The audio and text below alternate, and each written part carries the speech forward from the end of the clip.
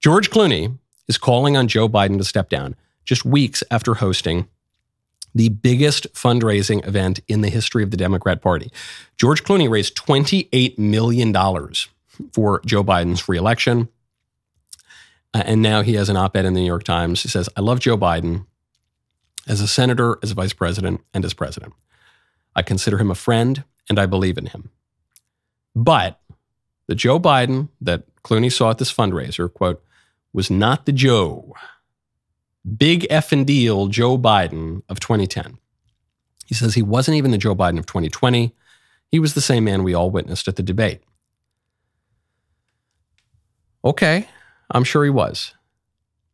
Why didn't George Clooney write this op-ed June 16th or June 17th or June 18th or June 19th or 20th? No, he waited until the June 27th presidential debate, and then he waited another week or more than that after the debate when it looked like Joe was weak. George Clooney knew that Joe Biden was senile. Everyone around Joe Biden knew that Joe Biden was senile. All the staffers and the fundraisers knew that Joe Biden was senile. Everyone who has seen a clip of Joe Biden at any point in the last 4 years knew that Joe Biden was senile. The DNC knew Joe Biden was senile. That's why they tried to cover for his obvious cognitive decline by pretending that his childhood stutter came back 50 years after he got into politics, 75 years after he had it. Everyone knew it. They don't care that he's senile. They don't care that we've got a man in office who might not be up to the job. They just thought they could get away with it. And they didn't get away with it because Donald Trump agreed to the terms of the debate.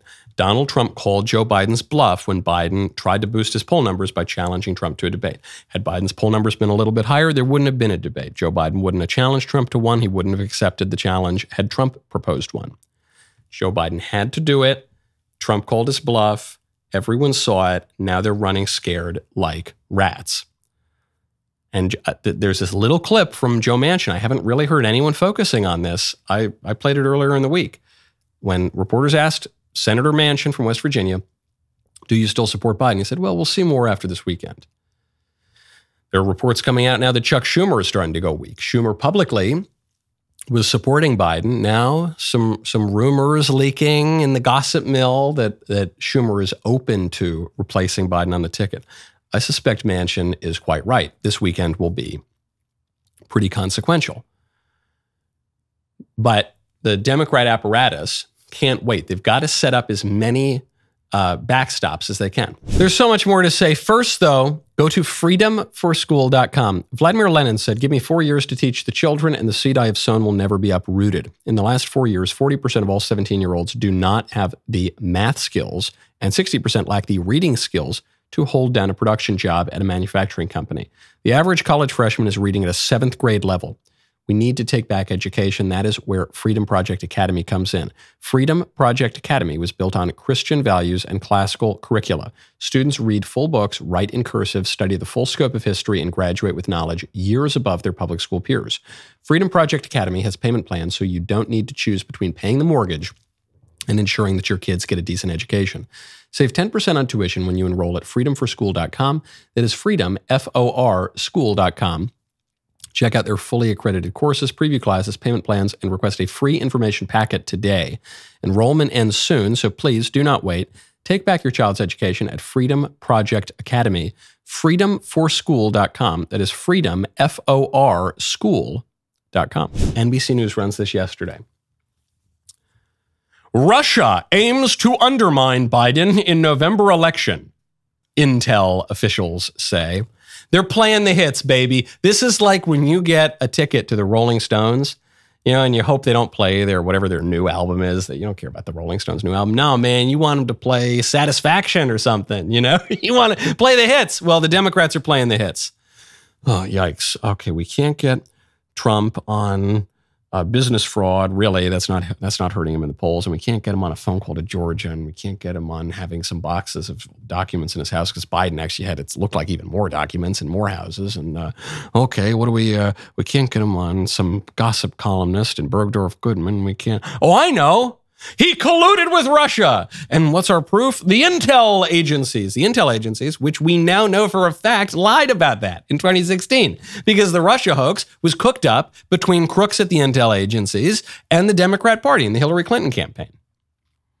And then in 2020, when Biden was running and we had proof of the Biden family's crimes on Hunter Biden's laptop, we had 51 intel officials come out and say, this is Russian disinformation. And now we know for a fact the government is admitting that was a lie. But what else are they going to do? They can get illegal aliens to vote, and they can say, the intel agencies, the spooks in the government can say, actually, no, it's Russia again. Russia only, you'll notice this. This is an amazing fact of political science. Russia only interferes in American elections when Republicans are doing better in the polls. When Democrats are doing better in the polls, the Russians, they're good. They're focused. They're making their borscht.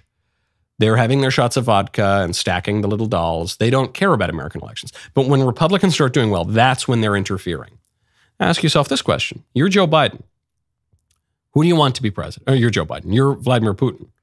Wow, my brain just didn't function. I think I was Joe Biden in that circumstance. You're Vladimir Putin. Who do you want to be president? Trump or Biden? Vladimir Zelensky, the president of Ukraine, blames Joe Biden for giving Russia the opportunity to invade Ukraine. His words.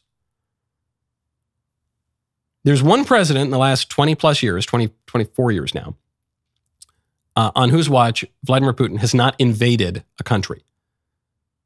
That would be Donald Trump. Obviously, Putin wants Biden to remain in office. Putin is getting everything he wants with Biden in office. Though Russia aims to undermine Biden in November. No, I think dementia. You got to take out the RUSS. You put in DEMENT. Dementia aims to undermine Biden in the November election. They're playing the hits. And it's not working. There is a report out. This is going to be really shocking. Young voters are flipping to the Republican Party. I've worked in and around Republican politics since I was about 19 years old. I know for a long time, it said the young voters, the youths are just about to flip to the right. It's any day now, and then it never happens. Pew's National Public Opinion Reference Survey shows it might be happening. The NPORS found that the Republicans are ahead on leaned party ID among 18 to 29-year-olds. Biden was up 20 among this group in 2020. Now it's flipped. Leaned party ID, even among young voters, goes to Republicans. This is the first time that NPORS has ever given the GOP this party edge.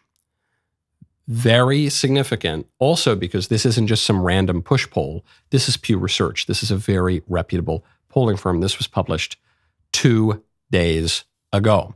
That was a great clip. Now, hold up, ring the bell, subscribe to the Michael Knowles YouTube channel. We'll see you next time.